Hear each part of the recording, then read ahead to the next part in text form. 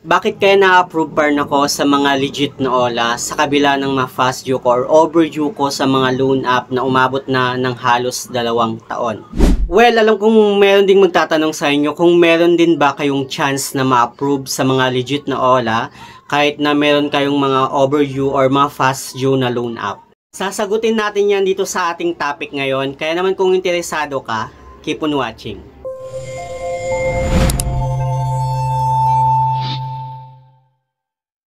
Hello guys, it's Ciel Mariano and welcome back to my YouTube channel.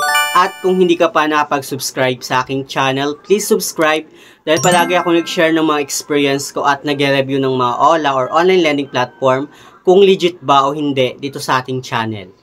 God knows kung paano ako na-trauma, na-depress, nagka-anxiety sa mga OLA way back 2023. And alam ko na meron sa inyo na hindi naniniwala. Sabihin nyo na naman na baka gawa-gawa ko lang to. Well, hindi ko naman kayo pinipilit na maniwala kasi ang mga nakakaalam lang naman nun is yung mga nakakilala ko, yung mga kaibigan ko, yung ate ko, yung mama ko, even yung mga relatives ko talagang nakakaalam nun. Walang nakakaalam nung pinagdaanan ko nung 2023. Saksi din yung ex ko nung time na yon kung paano ako magkwento sa kanya sa call kasi malayo siya sa akin nasa La Union siya at nandito ako sa Mindanao. Tinatawagan ko siya sa tawag gamit yung ibang number. And then, pag kinakausap ko siya, nagkukwento ko ng mga problema ko about nga sa OLA. Tapos, panay ako iyak ng iyak kasi hindi ko na talaga alam kung anong gagawin ko nung time na yon. Buti nandun siya nung time na yon kasi nakakahiram siya sa mga kaibigan niya. Pero binabalik ko din naman agad every month. And alam niyo din ba nung time na yon, nung 2023 na sobrang depressed ako sa OLA. Halos napabayaan ko na rin pati personal hygiene ko. Yung tipo na sa isang linggo, 2 beses na ako maligo, ganun. And wala rin akong ganang kumain. Ayoko nang lumabas ng bahay. Nagkukulong ako sa kwarto. And pag lumalabas naman ako ng bahay or sa mga public places like palengke, nagpi-face mask ako talaga kasi feeling ko talaga pag once na nakita nila yung yung identity ko, baka huhusgahan ako ng mga tao, baka sabihin lang scammer to, ganun.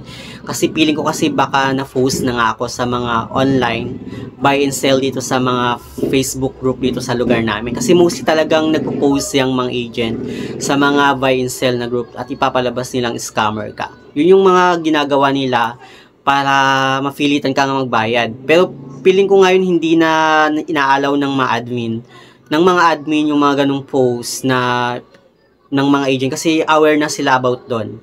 Based on my personal experience, hindi ako dapat mapapasok. Hindi naman ako dapat talaga mapapasok sa mga 7 days na repayment na OLA.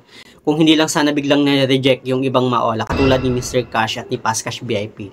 Kasi after ko magbayad kay Mr. Cash, ilang reloan na ako sa kanya. After ko magbayad doon, na instead na magagamit ko pa or ma-reloan ko ulit, biglang na-reject ka, so hindi ka na makaka-reloan. So ang nangyayari, mapipilitan kang maghanap ng ibang mga loan app, alternative way para makahiram ka ulit. And then kapag once na napasok ka na sa mga 7 days repayment na OLA, dyan ka na mag-i-start na mababaon sa utang. Kasi sobrang hirap kayang hanapin ng pera after 7 days. Mostly hindi pa nga yan umabot ng 7 days kasi parang 6 days lang sila 6 days lang yung kanang loan term payment. Halimbawa, na-approve ka today, kahit gabi ka pa na-approve, counted na yon doon sa 7 days nila. So parang 6 days mo lang siyang babayaran. And then, paano pag after 6 days, wala ka pang pera, edi ang mangyayari, hahanap ka ulit ng ibang mga loan app na pwede mong utangan para may pantapal dun sa nauna mong loan app. And ito based on my personal experience, kaya tayo nababaon sa utang dahil sobrang laki ng kinakaltas nila. Like halimbawa, sa 2,000 na hiniram mo dun sa isang loan app na 7 days repayment or fly-by-night na OLA, okay, doon sa 2,000, ang mercy mo lang na loan amount doon is 1,400. So, kinaltasan ka ng 600. Tapos, meron pa silang interest na 400, 500, or 600. Sobrang laki ng kinikita nila in just 6 days. So, paano ko nga ba nasabi na mahirap hanapin yung pera in just 7 days? Okay, halimbawa, isa kang employed. Tapos, yung sahuran mo is 15.30 or kinsenas katapusan. So, napilitan kang umutang sa isang OLA na 7 days repayment. Tapos, saan mo naman nahanapin yung ipamabayad mo after 7 days kung yung sahuran mo is kada kinsenas katapusan? Ako nga na business owner, may sari-sari store, halos nalubog na nga rin ako sa kakabayad dun sa mga iba kong loan app na 7 days repayment para lang makatawid ako, para lang hindi ako maharas. Pero dumating talaga sa point na kahit sobrang good pair ko sa kanila, ang hirap nilang pakiusapan. And then kahit anong pagmamakaawa mo, kahit bumabagyo, hindi yan sila mapapakiusapan. Dumating pa nga sa point na nakasangla yung phone ko na isa para lang makabayad dun sa ibang Ola. And dumating din sa point talaga na muti ko nang may sangla yung, ay may benta yung ref ko na napundar ko para lang makabayad sa Ola. Pero hindi pa rin talaga sapat kasi sobrang laki talaga ng kanilang interest at kaltas. O baka sabihin nyo naman nagawa-gawa ko lang to ha. Okay, may kukwento ko sa inyo. Last year, 2024, may pumunta dito sa amin na taga BPI Bangko and minomonitor talaga niya yung tindahan ko and alam niya na sobrang tagal na yung tindahan ko. So sinabi niya na pwede na ako mag-apply ng loan sa kanila. So nag-decide ako na mag-apply ng loan sa BPI Bangko. Nag-submit ako ng mga application ko, mga kailangan ko, pina-process ko na sa kanila. Pero na-reject ako or na-denied yung application ko kasi daw nakita nila sa system nila na marami akong mga loan app na fast due or na overdue. Ilalagay ko lang dyan sa my screen yung proof ng aming chat para maniwala kayo. And dito nga no, pero thanks God kasi last year din nag-apply ako ng motor which is sa Honda. And that time, medyo kabado din ako nung time kasi baka hindi ako ma-approve. Pero nauna ko munang in-applyan yung motor, guys, no. Nauna muna ako nag-apply ng motor mga March. Then, nag-apply ako ng motor ko, tapos medyo kabado, March or February, basta yung mga ganong month. And then, nag-apply ako, medyo kabado ako nung time yun kasi baka feeling ko hindi ako ma-approve. Kasi, baka makita nila sa system nila na marami akong mga fast due na Ola. Pero thanks God, kasi na-approve ako dun sa motor loan. Pero dito nga sa BPI, mga April, basta nag-apply ako sa BPI, na-reject ako sana kasi nakita talaga na sa system nila na marami nga akong fast due na Ola. Pero this time, nakakatuwa lang kasi sa kabila ng mga fast due na Ola ko, may mga legit na Ola na nang a-approve sa akin, katulad ni Credibo. Pero nauna na muna si Maya Advance Loan ni Maya Business. Last year, mga December, hindi ako nag-apply ng loan kay Maya Business, pero na-offeran niya ako ng kanyang cash loan. Nag-start ako sa 1,000 and palaki na yung credit limit ko sa kanya kasi nga, good payer ako dito kay My Advance Loan.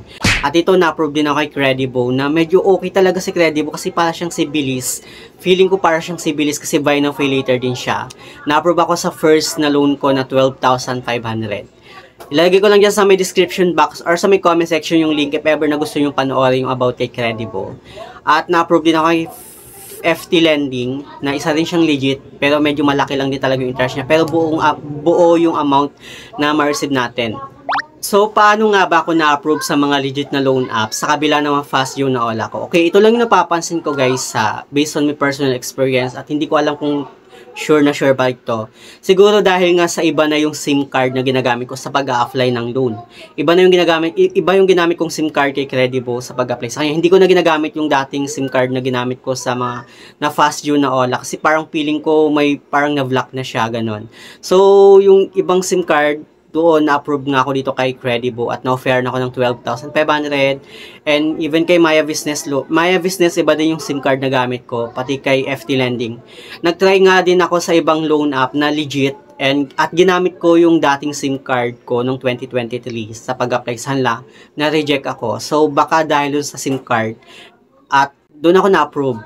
At syempre, nalagaan ko na rin yung credit standing ko sa mga loan app na meron ako ngayon. Kaya siguro na rin ako na-approve sa mga legit na loan app katulad ni Credibo.